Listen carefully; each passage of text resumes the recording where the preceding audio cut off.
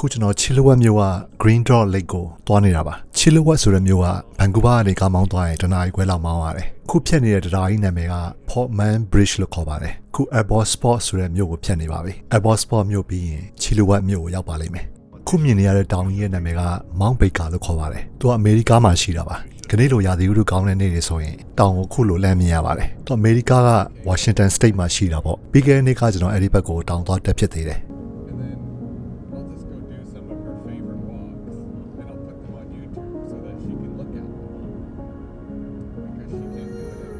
ခုကျွန်တော်တို့စပြီးတော့လမ်းလျှောက်ပါပြီ။အဲ့နေရာတောက်ချနေသွားတာဆိုတော့တောင်တလန်းတစ်လျှောက်လူတော်တော်ရှင်းပါတယ်။ပုံမှန်အားဖြင့်ဒီနေရာကနာမည်ကြီးတဲ့နေရာဆိုတော့ပိတ်ရက်တွေဆိုရင်လူတော်တော်စီတယ်။ခုသွားတဲ့ Green Drop Lake တောင်တလန်းကလမ်းတစ်လျှောက်မှာရေကန်နှကန်ရှိတယ်။ပထမရောက်မဲ့ရေကန်က Lindeman Lake လို့ခေါ်တယ်။အဲ့ဒါပြီးမှ Green Drop Lake ဆိုတာရောက်မှာပေါ့။လူတွေအများစုကတော့ပထမဆုံးရောက်မဲ့ Lindeman Lake ကိုပဲသွားကြပါတယ်။အဲ့ဒါကကားပါကင်ကနေဆိုရင်နိုင်ဝက်လောက်နဲ့ရောက်တာပေါ့နော်။ကျွန်တော်တို့ကတော့ဒီနေ့ Green Drop Lake ထိသွားမှာပါ။အဲ့ဒီ Green Drop Lake ကိုရောက်ဖို့ကကားပါကင်ကနေဆိုရင်2နာရီကနေ3နာရီလောက်လမ်းလျှောက်ရပါတယ်ဒီတောင်တလန်းကလမ်းတစ်လျှောက်ရေလုံးဝမပြတ်ဘူးခုလိုတောင်ကျရေတွေစမ်းချောင်းတွေအများကြီးတွေ့ရတယ်အဲ့တော့ရေအများကြီးတည်လာစရာမလိုဘူးပေါ့ကိုမှ water filter ပါတယ်ဆိုရင်ဒီရေတွေကိုခတ်ပြီးတော့တောက်လို့ရတယ်တချို့နေရာတွေမှာဆိုရင်တော့စမ်းရေတွေဆိုတော့ရေကအရန်ကြည့်တော့ filter တော့မလိုဘူးပေါ့ဒီနေ့ကျွန်တော်တို့သွားမဲ့ Green Drop Lake ထိကကားပါကင်ကနေဆိုရင်သွားအပြန် 11.6 km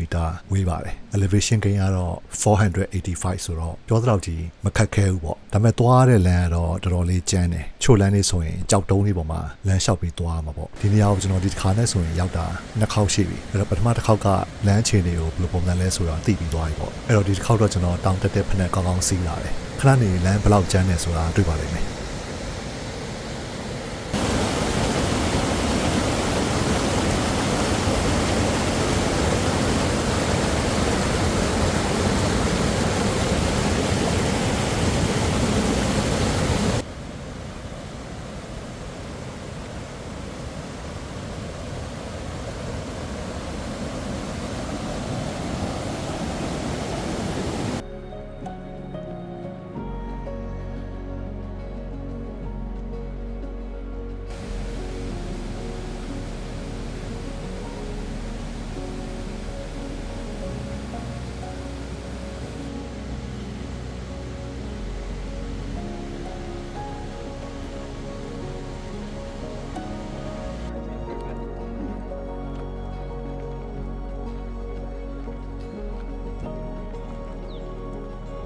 ခုမြင်နေရတဲ့ရေတွေကြီးပြီးပြတောက်နေတဲ့ရေကန်ကြီးရဲ့နာမည်က Lindeman Lake လို့ခေါ်ပါတယ်ဒီကိုလာတဲ့95%လောက်ကဒီ Lindeman Lake မှာပဲရက်ပြီးတော့ပြန်လဲကြတယ် Green Drop Lake ကိုဆက်မသွားဘူးပေါ့ဘာလို့လဲဆိုတော့ဒီရေကန်ကတော်တော်လှတယ်ပေါ့နော်ခဏနေကျွန်တော်တို့ထပ်သွားမဲ့ Green Drop Lake တက်ကိုပိုလှတယ်ပေါ့အဲ့တော့လူတွေတော်တော်များများဆက်မသွားကြတော့ပြီးတော့ဒီနေရာကိုရောက်ဖို့ကလည်းကားပါကင်ကနေနိုင်ဝက်လောက်လမ်းလျှောက်လာရတယ်ပေါ့နော်အဲကြောင့်မလို့ဒီနေရာမှာလူတွေကတော့တော်တော်များပါတယ်ဒါတော့မှကနေကြားရက်မို့လို့လူတစ်လောက်ပဲရှိတာရေတွေကအရန်ကြီးတော့ရေရောက်ထဲမှာဘာတွေရှိရလဲမြင်နေရတယ်ပေါ့နော်ပြီးတော့ငါးလေးတွေသွားနေရလဲမြင်နေရတယ်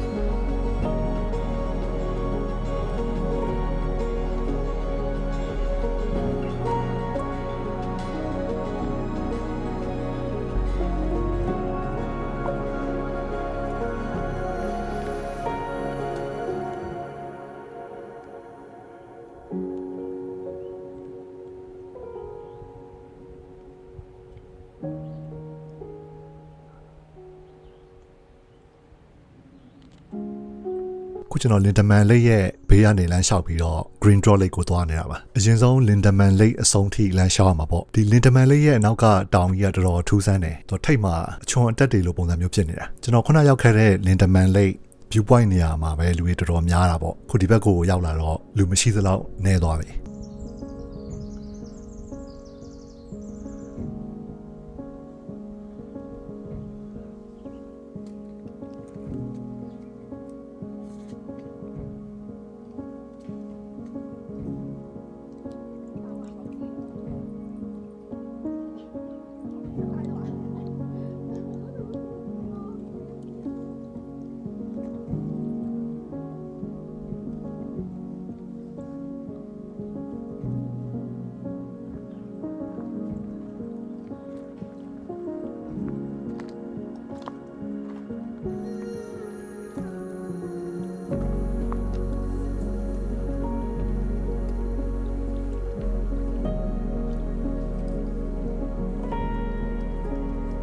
ရှေ့ဆက်သွားတဲ့လမ်းကလည်းမြင်းတဲ့တိုင်းပဲအခုလိုကြောက်တုံးလေးပေါ်မှာလမ်းလျှောက်ပြီးသွားရတာပေါ့အဲ့တော့ဖက်ကောင်းကောင်းစီးမလာဘူးဆိုရင်ခြေထောက်တော်တော်နာပါတယ်အခုကျွန်တော်တို့ Lindeman Lake ရဲ့အစုံနားကိုရောက်နေပြီအဲ့ဒီကနေရှေ့ဆက်သွားပြီးတော့နောက်ထပ်ရေကန်တစ်ခုဖြစ်တဲ့ Green Draw Lake ကိုသွားမှာပါအဲ့ဒီကိုရောက်ဖို့ကတနားရီလောက်လမ်းထက်လျှောက်ရတယ်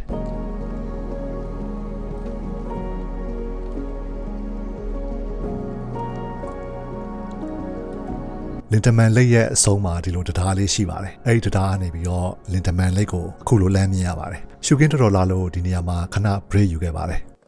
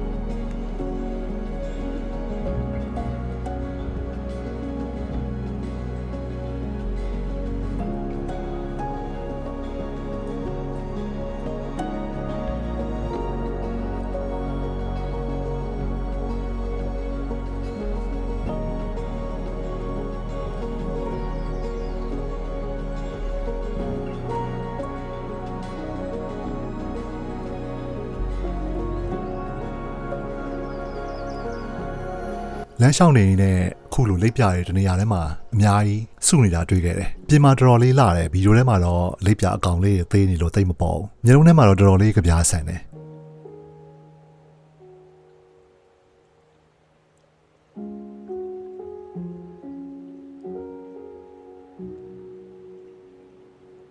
Lindeman Lake ကိုကြော်ပြီးသွားတော့ Green Draw Lake ကိုသွားတဲ့လမ်းမှာခုလိုမျိုးကြောက်ပုံတွေခင်းထားတဲ့လမ်းလိုမျိုးခဏခဏတွေ့ရတယ်။လမ်းလျှောက်ရတာတော်တော်လေးခက်တယ်ပြီးတော့ခြေပွားတွေလည်းတော်တော်နာတယ်။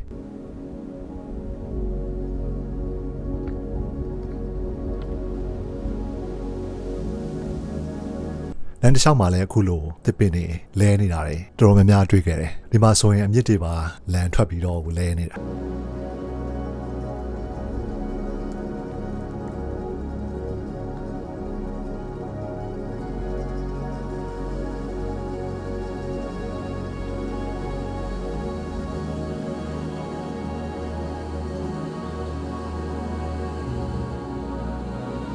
နွေရာသီရောက်တော့မှဆိုတော့တောပန်းတွေလည်းဖွင့်နေတော့လမ်းလျှောက်နေရင်းနဲ့ပန်းရင်းနိုင်လေးတွေရပါတယ်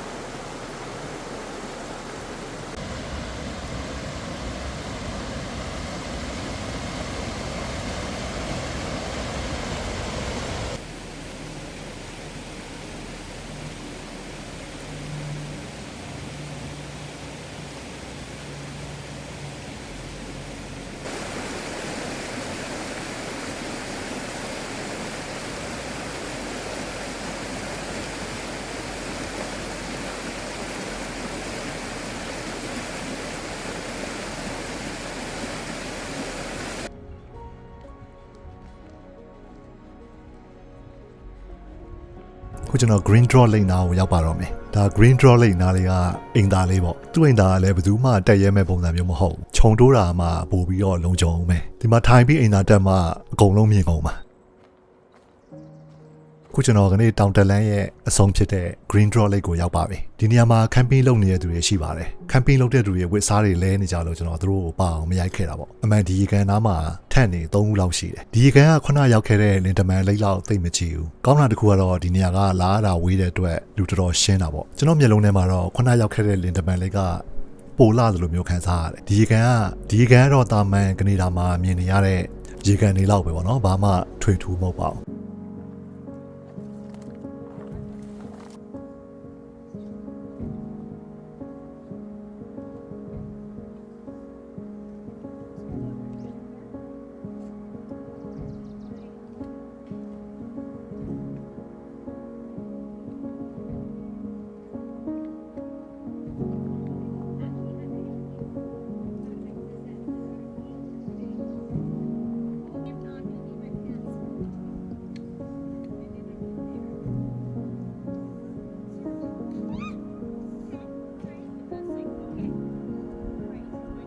ဟုတ်ကဲ့ကျွန်တော်အခုကားပါကင်ကိုပြန်လှည့်ပါမယ်ကားပါကင်ကိုရောက်ဖို့အတွက်နောက်ထပ်2နာရီခွဲလောက်လမ်းပြန်လျှောက်ရပါမယ်